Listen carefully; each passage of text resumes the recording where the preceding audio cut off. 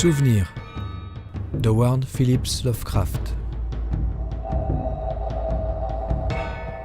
Dans la vallée de Nice, une horrible lune décroissante déchire de ses frêles cornes le feuillage mortel d'un grand upas pour ouvrir un chemin à sa faible lumière.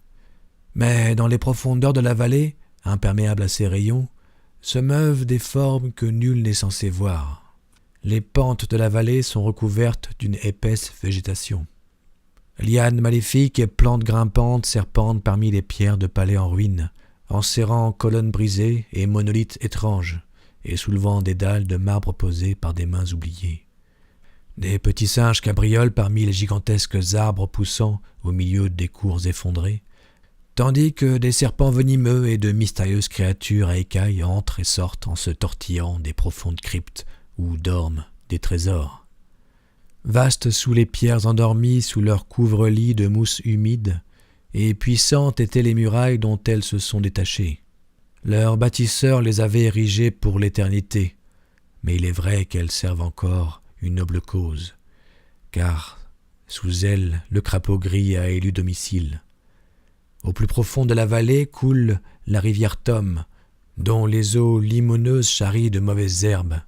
Elles jaillissent de sources ignorées et partent se perdre dans des grottes souterraines, si bien que le démon de la vallée ne sait ni pourquoi ces eaux sont rouges, ni vers quel aval elles coulent.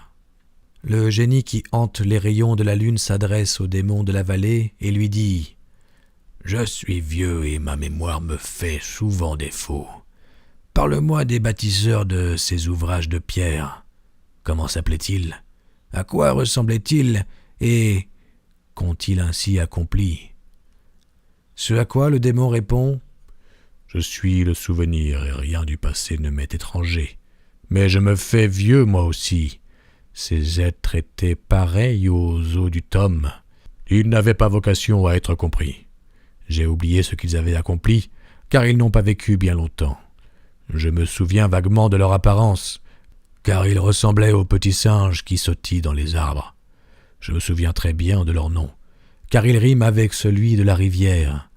Ces êtres d'autrefois s'appelaient les hommes. » Alors le génie s'envola vers les minces cornes de la lune, tandis que le démon observait avec attention un petit singe perché sur un arbre, dressé au milieu des ruines.